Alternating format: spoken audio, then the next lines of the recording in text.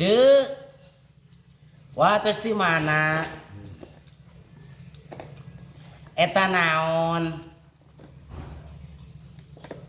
Yeuh. Taruang.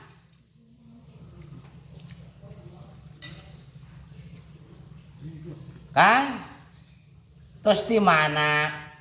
Mau pacul kene? Yeuh. Taruang. Wah. Terus di mana eta naon? Ye tuang ka dieu. Aya jaer. Lodeh tales ye Binga sih. Kunaon unggah jelema unggah anu liwat di tawaran bae. Budaya Sunda tuh. Da undang Sunda mah sok sanajana hatena merengil ogenan hayang ngomong hayang mere tapi sok nyebut tawar mah tawar gatra. Kos teu apal bae. Contona tuh kami keur ngarit jeung si Uso. Aya Ki Mimid kadinya jeung saha bapana si Ai eta. Pirang ngaritna rada deukeut tinu ngaliwet di dinya. Cek si Uso almarhum euy ngomong kieu. Kemana deet ngaritna? Pedah urang keur ngaliwet. Tah. Jadi sagala ogenan ditawarkeun, angot jair kieu ditawarkeun, aya terong ditawarkeun, malahan mah pengalaman heuh. Si Akang eta teh rada lapar, terus datang kadinya, tas ditawaran, dahar. Terongna rada laleutik. Ari cek nawaran, sok sing seueur. Nya nuhun ye ngan hanyaka terongna laleutik. Balasku keheul dabet dahar. Uing mata wargatra atuh nyebutna kieu terongna atuh kudu sagede kieu kana beungeutna.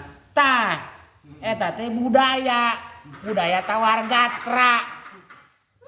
Kabeh gedebul sigana mah. Kan mudah-mudahan bae tawar nyaan. Da geuning tuh. Wa ujang mah mane bager harita kami. Ping dahar. Ping dahar ping ka dieu. Aya naon deui? Aya bakakak hayam. Terus ku kami dibawa bakakak hayam teu didahar dinya. Da jang si teueul. Pan lumayan balik teh nyeri cangkeng da meureun didoakeun anak teu waras. Tah, kitu tah. Jadi ulah resep-resep teuing ditawaran gatra dan puguh mah merengil lamun madang mah. Merengil ulah daek kecuali mun aya lisensi kudu dahar diondang kos Haji Halil. Eta mah heueuh bae. Eta mah da kami ogan nyokot jairna 2 ngan cek si Jaili berat-berat teuing daging hayamna 2 potong matak cek si Jaili madang kitu mah kudu kana YouTubekeun da berat teh numpuk. Jadi tawar gatra mah budaya Sunda tah ngarti wa kitu meureun daging 2 jair 2 itu opat tah kitu tawar-tawar gatra teh. Nah